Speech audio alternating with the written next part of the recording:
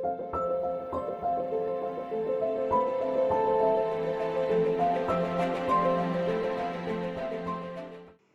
and Namaste, मैं Priyanka Singh and welcome to Law Gurukul.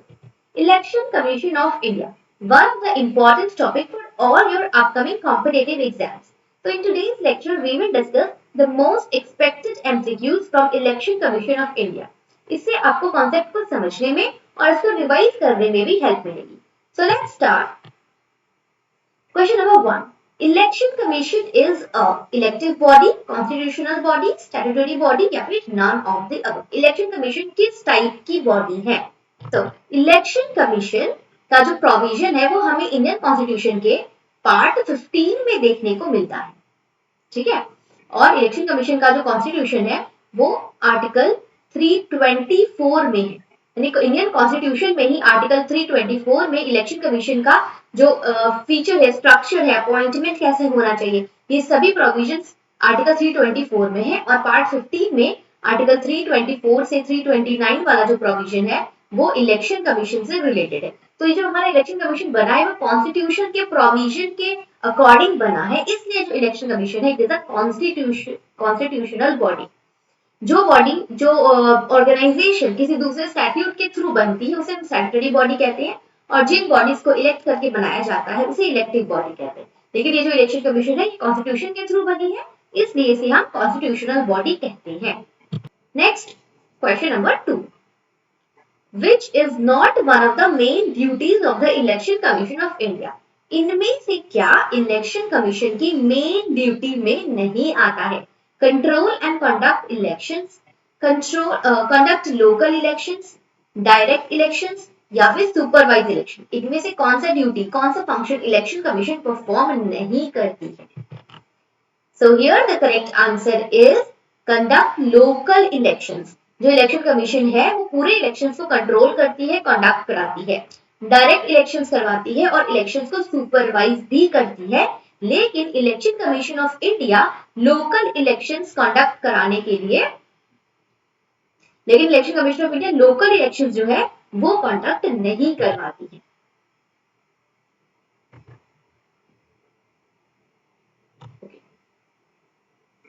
So next question number 3. The superintendent's direction and control of all elections to the panchayats are vested in. Panchayat का जो भी elections होता है उनको उनका direction, control, उनको supervise, सुपरिटेंड कौन करता है? State election commission, election commission of India, governor या फिर district panchayat. So here the जो लोकल लेवल के इलेक्शंस होते हैं जैसे पंचायत कह लो या फिर म्युनिसिपैलिटीज कह लो, पंचायत और म्युनिसिपैलिटीज के election commission of India conduct नहीं करवाती है. ये कौन कंडक्ट कराता है? ये कराते हैं हमारे state election commission.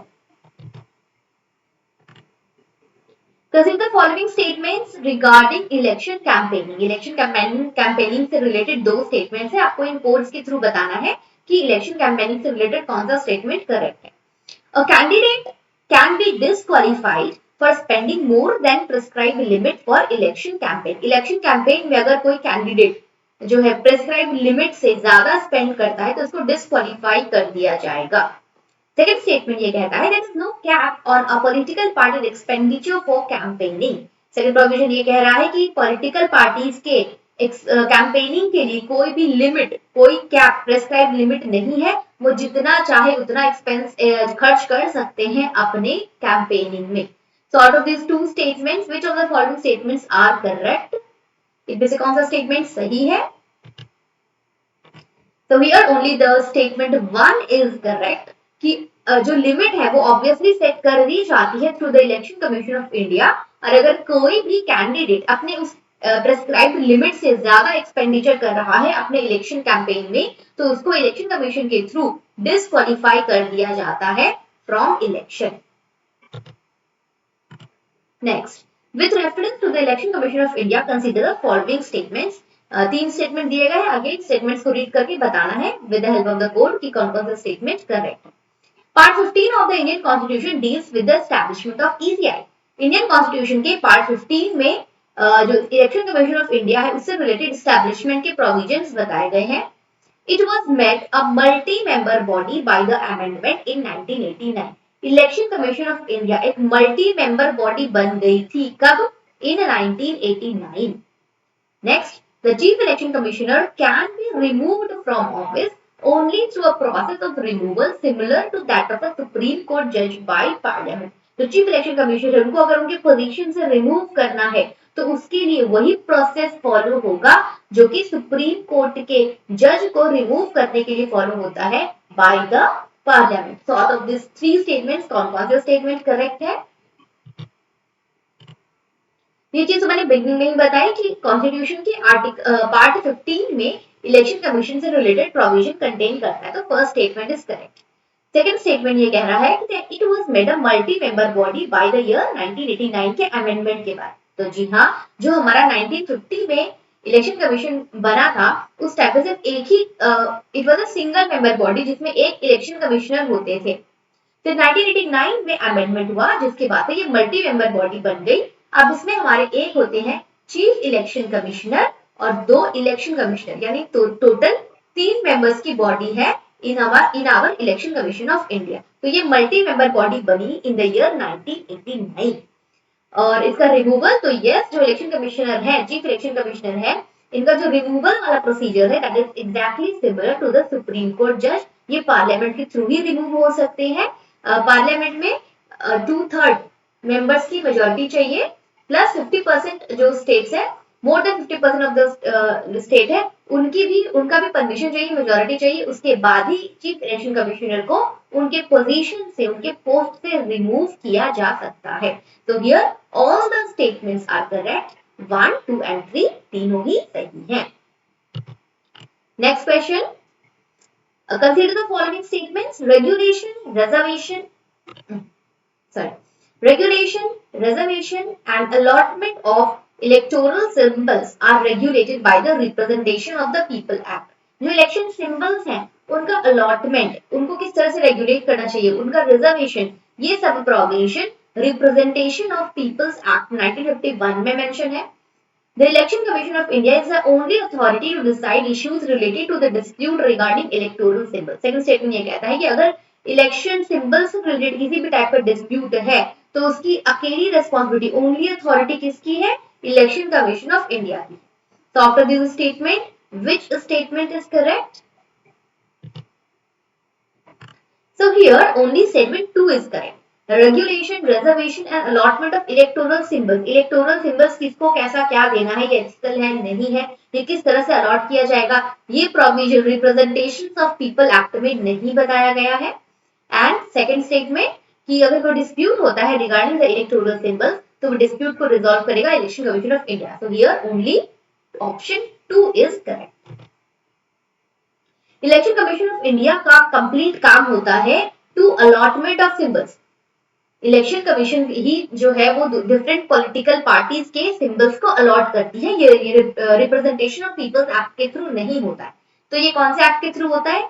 It is done under the election symbols reservation and allotment order 1968. ये इस एक्ट के इस ऑर्डर के अंडर होता है और करता कौन है? इसको इलेक्शन कमीशन ही अलॉट करता है. ठीक है, इसमें दूसरे किसी अथॉरिटी का इन्वॉल्वमेंट नहीं है. ये इलेक्शन कमीशन ऑफ इंडिया की रिस्पांसिबिलिटी है पॉलिटिकल पार्टीज को के सिंबल्स को अलॉट करना. और during the allotment of the symbols जो इलेक्शन कमीशन ऑफ इंडिया है वो द इलेक्शन सिंबल्स ऑर्डर 1968 में जो भी प्रोविजन बताए गए हैं उनको फॉलो करते हुए ही इस डिसीजन को लेती है.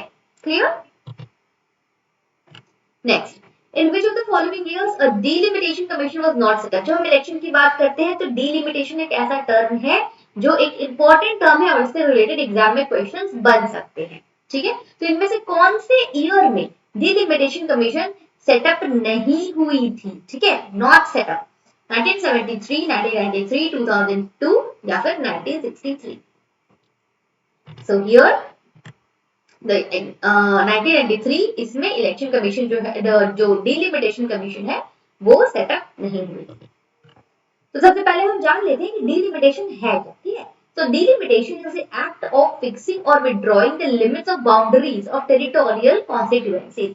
किसी भी कंट्री में जो एरियाज है उनको पॉपुलेशन की बेसिस पर डिवाइड करना फॉर द इलेक्शन कॉन्स्टिट्यूएंसीज कि क्योंकि जो रिप्रेजेंटेटिव है वो जो इलेक्ट होकर आते हैं वो उनको क्या है कि कैटेगरी वाइज एरिया वाइज उनको अलॉट किया जाता है। तो जो एरिया का बाउंड्रीज बनाना है कि इस एरिया से इतने एक ही रिप्रेजेंटेटिव जाएगा, इस एरिया से एक रिप्रेजेंटेटिव जाएगा, ठीक है, मतलब इस एरिया के लिए एक रिप्रेजेंटेटिव होना चाहिए। तो एरिया का बाउंड्री मेकिंग है, ये एरिया की बाउंड्री मेकिंग को ही हम लीगल टर्म में, पॉलिटिकल टर्म में डीलिमिटेशन कहते हैं। तो डीलिमिटेशन क्या है कि टेरिटोरियल कॉन्स्टिट्यूएंसीज को सेट करता है, फिक्स करता है।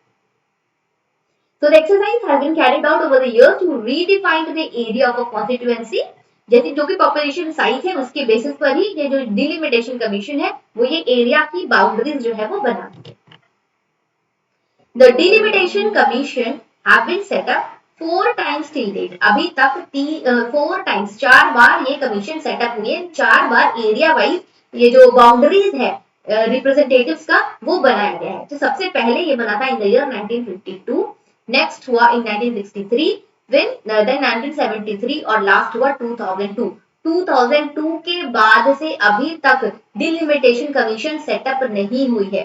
अब आफ्टर द 2002 डिलिमिटेशन कमीशन उसमें फर्दर अमेंडमेंट का डेट दिया गया 2026 का, यानी कि अभी जो हमारे डिलिमिटेशन किया हुआ है वो 2002 में जो सेंसस हुआ था, पॉपुलेशन जनगणना जो हुई थी उसके बेसिस पर ही जो डिलिमिटेशन हुआ था वो ही अभी तक चल रहा है। और 2002 में ये जो प्रोविजन है वो अमेंड करके ऐड कर दिया गया था कि 2002 के बाद जो नेक्स्ट डिलिमिटेशन है वो 2026 में होगा, क्योंकि तब तक जो यूनिफॉर्म पॉपुलेशन ग्रोथ जो है वो कंट्री में अचीव हो जाएगी।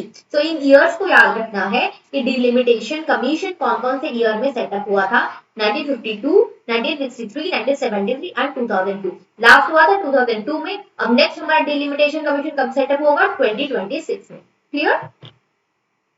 Next question, model code of conduct is a constitutional provision under article 324। Model code of conduct जो है वो एक मॉडल कोड ऑफ कंडक्ट जो है ये कॉन्स्टिट्यूशनल प्रोविजन है जो कि कॉन्स्टिट्यूशन के आर्टिकल 324 में मेंशन है। And part 15 of the Indian constitution deals with election. Indian constitution के पार्ट 15 में इलेक्शन से रिलेटेड प्रोविजंस कंटेन है। So which of the following given statements are correct? Answer तो पहले दिख गया था। The correct answer is option number 2 only. यहाँ पे सिर्फ this statement is correct. Model code of conduct का आर्टिकल 324 में कहीं भी कुछ भी मेंशन नहीं है। ओके, तो ये मॉडल कोड ऑफ कंडक्ट जो है, ये जो मॉडल कोड ऑफ कंडक्ट है वो कौन बनाता है? तो जो मॉडल कोड ऑफ कंडक्ट है वो हमारा इलेक्शन कमीशन ऑफ इंडिया बनाती है। जब आपने इलेक्शन कमीशन ऑफ इंडिया के पावर फंक्शंस पढ़े थे तो उसमें आपने देखा होगा इलेक्शन कमीशन का काम होता है इलेक्शंस को फ्री और फेयर तरीके से कराना, इलेक्टोरल रोल बनाना, उसकी कॉन्स्टिट्यूएंसी सेट करना, पोलिंग बूथ सेट करना, ऑफिसर्स को अपॉइंट करना और एक्सपेंडिचर सेटअप करना और मॉडल कोड ऑफ कंडक्ट बनाना, आचार संहिता जिसे हम कहते हैं कि इलेक्शन कैंपेनिंग के दौरान आप क्या क्या चीजें कर सकते हैं क्या नहीं कर सकते हैं। तो ये जो कंडक्ट है, कोड ऑफ कंडक्ट है, इसको कौन प्रिपेयर करता है? तो ये बनाता है हमारा इलेक्शन कमीशन ऑफ इंडिया। इससे रिलेटेड प्रोविजन हमारे कॉन्स्टिट्यूशन में मेंशन नहीं है। कॉन्स्टिट्यूशन में 324 में क्या कहता है? 324 जो है वो इलेक्शन कमीशन ऑफ इंडिया के सेटअप होने की बात कहता है कि एक इलेक्शन कमीशन ऑफ इंडिया होना चाहिए और उसको क्या क्या काम करने ये सब चीजें बताई गई है। लेकिन उसमें ये जो मॉडल कोड ऑफ कंडक्ट है उससे रिलेटेड प्रोविजंस नहीं बताए गए हैं। ये चीज डिसाइड करना, सेटअप करना इलेक्शन कमीशन का काम होता है। Next question, the delimitation exercise is carried out by the union government of India. Delimitation से रिलेटेड बहुत से ऐसे माइनर वर्ड से रिलेटेड कंफ्यूजन जो है वो स्टूडेंट्स में हो जाती है, जिसकी वजह से वो इजी क्वेश्चंस को रॉन्ग कर जाते हैं। इसलिए जरूरी है कि आप इस डिलिमिटेशन से रिलेटेड जो भी प्रोसीजर है उनको अच्छे से समझें, क्योंकि समझोगे जब भी आप इस टाइप के आंसर्स को जो क्वेश्चन है उनको अटेम्प्ट कर पाएंगे। इसमें रट्टा मारने वाली कोई बात नहीं, जस्ट समझ के फेर है, थोड़ी सी बहुत माइनर चीजें हैं डिलिमिटेशन के बारे में जो आपने समझनी है। यूजीसी नेट के एग्जाम में ये डिलिमिटेशन से जो क्वेश्चन है उसके पहले बिगनिंग के ईयर में यानी कि अराउंड 2012 और 14 के टाइम पर एक दो बार पूछा गया है और अभी इलेक्शन का टाइम है तो देयर आर चांसेस कि डिलिमिटेशन, क्योंकि यूजीसी नेट जो है वो कई बार क्वेश्चंस भले ही रिपीट ना करे लेकिन टर्म्स रिपीट करती है, तो देयर आर चांसेस कि इलेक्शन कब का टाइम है, तो आपको डिलिमिटेशन से एक क्वेश्चन जो है वो जरूर बन सकता है। तो अगर कॉन्सेप्ट समझा हुआ रहेगा तो आप उसको इजीली आंसर कर पाओगे, 2 मार्क्स आपके पक्के हो जाएंगे। ठीक है, so the delimitation exercise is carried out by the union government of India. ये जो डिलिमिटेशन है ये यूनियन गवर्नमेंट ऑफ इंडिया जो है वो करवाती है। सेकंड स्टेटमेंट ये कहता है कि as per article 82 the parliament enacts a delimitation act after every census. Article 82 में ये कहा गया है कि जब भी एवरी टाइम, जब भी सेंसस होता है, पॉपुलेशन कैलकुलेशन होती है, काउंटिंग होती है, उसके बाद जो है डिलिमिटेशन एक्ट इनैक्ट किया जाता है। और जो फर्स्ट डिलिमिटेशन था वो 1952 में हुआ था। तो out of these three statements कौन सा स्टेटमेंट आर नॉट करेक्ट, कौन सा स्टेटमेंट करेक्ट नहीं है वो बताना है। So here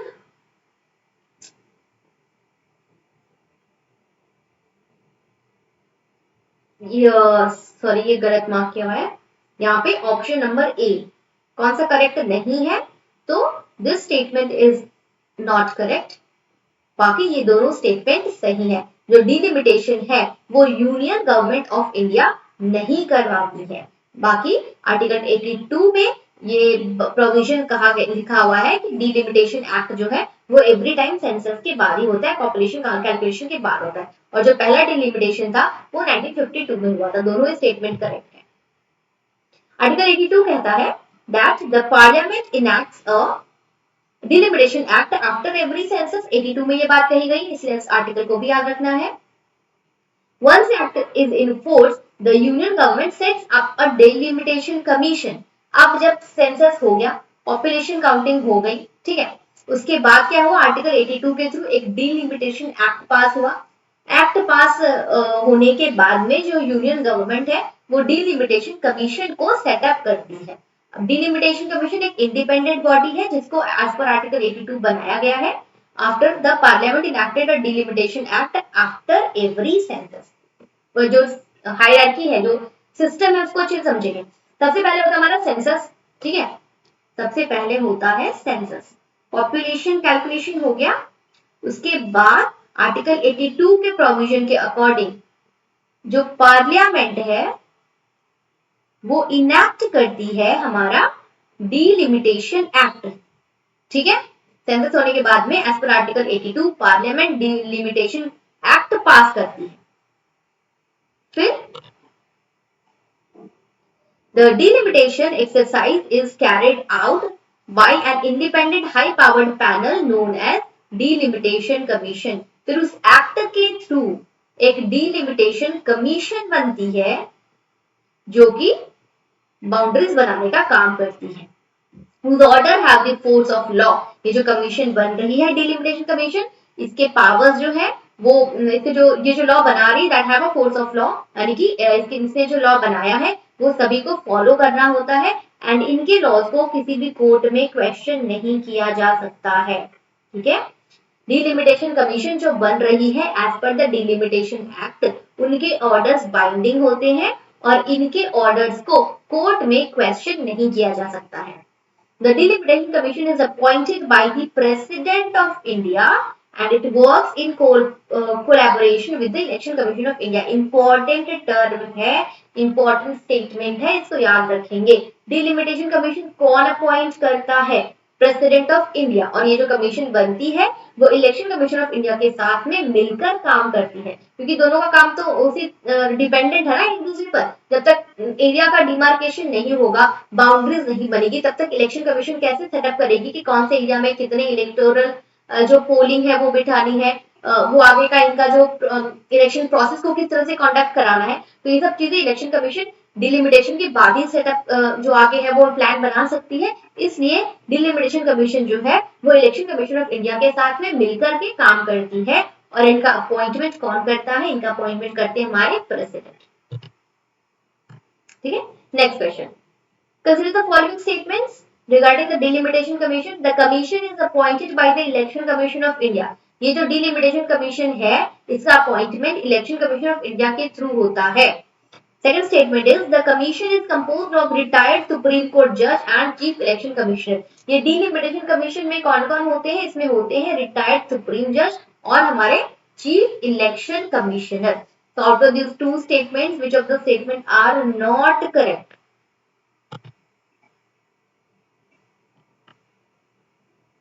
Again, this is correct.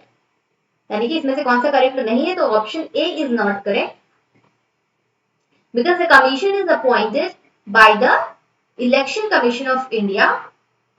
गलत है, ये कमीशन जो है वो डिलिमिटेशन कमीशन कौन अपॉइंट करता है, अभी जस्ट हमने पढ़ा, इनका अपॉइंटमेंट जो है वो प्रेसिडेंट करवाते हैं। ठीक है, इलेक्शन कमीशन का जो फंक्शन, उसमें हमने कहीं भी डिलिमिटेशन का वाला प्रोविजन नहीं पढ़ा है। ये इसका अपॉइंटमेंट कौन कराते हैं, प्रेसिडेंट कराते हैं। And the commission is composed of retired supreme court जज एंड चीफ इलेक्शन कमिश्नर। जी हाँ, ये जो डिलिमिटेशन कमीशन बन रही है उसमें हमारे रिटायर्ड सुप्रीम कोर्ट जज होते हैं और चीफ इलेक्शन कमिश्नर होते हैं, जो ये डिमार्केशन बाउंड्रीज मेकिंग का काम करते हैं। The commission is composed of the retired Supreme Court judge, the chief election commissioner and the respective state election commissioner also.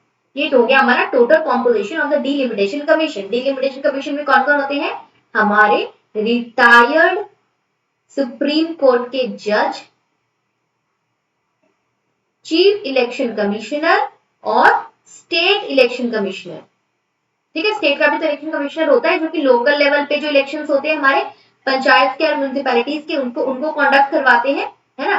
तो ये सुप्रीम कोर्ट जज, चीफ इलेक्शन कमिश्नर और स्टेट के जो इलेक्शन कमिश्नर होते हैं, ये ही मिलके हमारा डिलिमिटेशन कमीशन बनाते हैं और कॉन्स्टिट्यूएंसी बाउंड्रीज को डिसाइड करते हैं।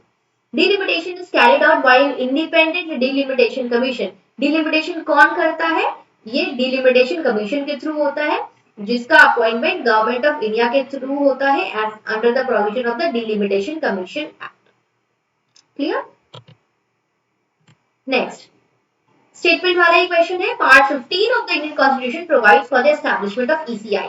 इलेक्शन कमीशन ऑफ इंडिया का प्रोविजन जो है वो कॉन्स्टिट्यूशन के पार्ट 15 में मेंशन है। The ECI does not administer elections to the offices of the president and vice president. Election commission of India president और वाइस प्रेसिडेंट के इलेक्शन नहीं करवाती है। The chief election commissioner can be removed from office by parliament on the ground of proven misbehavior. Chief election commission को उनके position से remove किया जा सकता है ऑन द ग्राउंड, कौन से ग्राउंड पर, कि उन्होंने मिसबिहेव किया हो और ये प्रूव कर दिया जाए तो उनको पार्लियामेंट के प्रोसीजर्स के थ्रू रिमूव किया जा सकता है। तो out of this statement which of the statements are correct, इनमें से कौन सा स्टेटमेंट जो है वो करेक्ट है। तो ये तो अगर आपको नहीं भी पता होगा तो भी अब तक याद हो गया होगा कि इलेक्शन कमीशन ऑफ इंडिया का रिलेटेड जो भी प्रोविजन है वो हमारे इंडियन कॉन्स्टिट्यूशन में आर्टिकल 15 में मेंशन है। तो दिस स्टेटमेंट इज 100% करेक्ट। ठीक है, तो इसमें हमारा ए और डी में से कुछ हो सकता है। अब देखते हैं कि ऑप्शन 2 करेक्ट है या नहीं। The election commission of India does not administer elections to the offices of the president and vice president of India. Election commission of India जो है वो प्रेसिडेंट और वाइस प्रेसिडेंट के इलेक्शंस को कंडक्ट नहीं करवाती है। तो क्या ये सही है? नहीं, ये बिल्कुल सही नहीं है। Election commission of India 6 type के इलेक्शंस कराती है, हमने पढ़ा है। ये प्रेसिडेंट, वाइस प्रेसिडेंट, ठीक है, फिर यूनियन गवर्नमेंट का जो अपर हाउस लोअर हाउस होता है वो, और स्टेट गवर्नमेंट का जो अपर हाउस लोअर हाउस होता है वो, यानी टोटल की 6 टाइप के इलेक्शन जो है वो कंडक्ट करवाती है इलेक्शन कमीशन ऑफ इंडिया। और कौन कौन से नहीं करवाती है ये भी आपको याद रखना चाहिए। स्टेट लेवल के 2 इलेक्शन नहीं करवाती है, पंचायत एंड म्यूनिसिपैलिटीज। पंचायत और म्यूनिसिपैलिटीज के जो इलेक्शंस हैं वो स्टेट कमीशन करवाती है।